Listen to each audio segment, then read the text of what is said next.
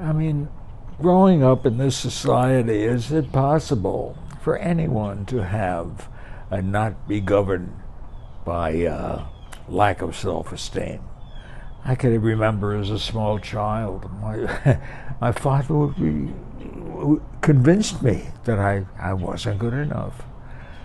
Playing in sports, well, I mean, there's a reward, for winning in competition, and and you don't always win. You're a loser most of the time, in that regard. And when we consider success, the people who made a lot of money, for example, well, they were successful, and then you look at them and they have a lot more than you have, and you start to wonder about your capability and how good am I, and I'm just not good enough, and that this motivates so much of our actions. I know it for myself, and I'm certain that it's equally true for most people.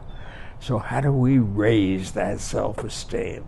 Well, here I am, in my very late years, and when I finally discovered the being that I am, that being that's inside of me, that who I call the Wizard of Iz, my spirit, who I really am, And when I look in the mirror and I see, actually what I see is what other people see.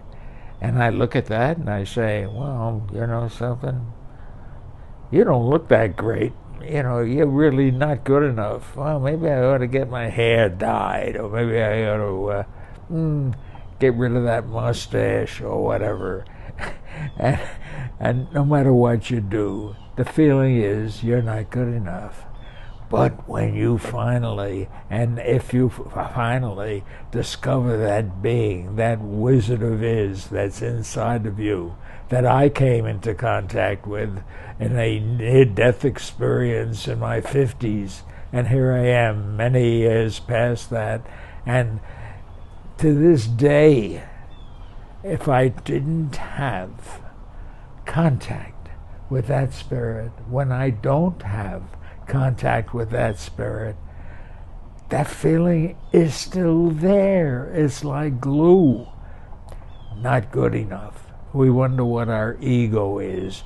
Our ego it tells us that we're not good enough.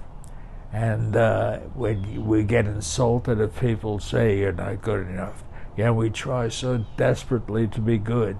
We try to, I don't know how to put it, when when people insult you, or they bear witness to the fact that you're just not good enough, you get furious, and that the thoughts that accompany these events, they lead to emotions, and the emotions that you have give rise to other thoughts, and it just goes on and on and on, and pretty soon you really believe you're not good enough.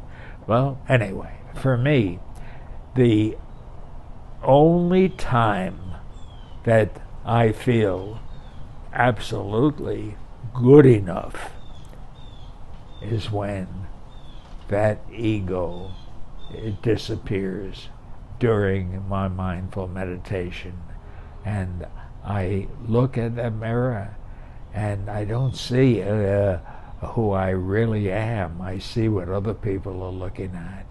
But when I look at the rest of my life, when I become aware and conscious of what is outside that window, the beauty, the gifts that are being given to me in this present moment, oh my heavens, not good enough.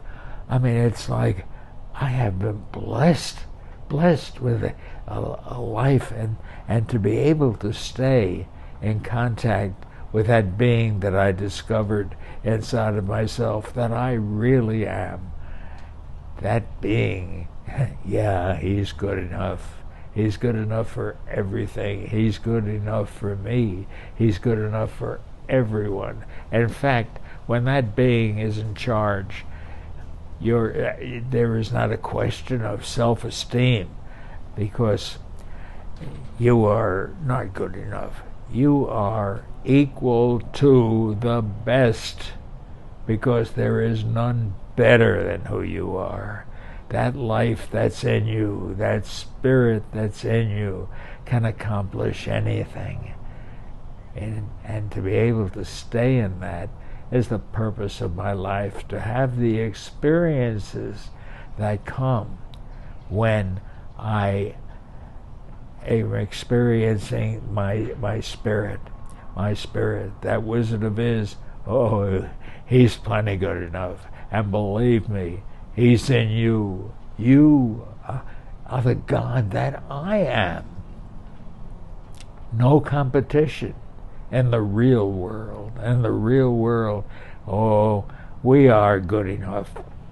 It is not even a matter of raising our self-esteem.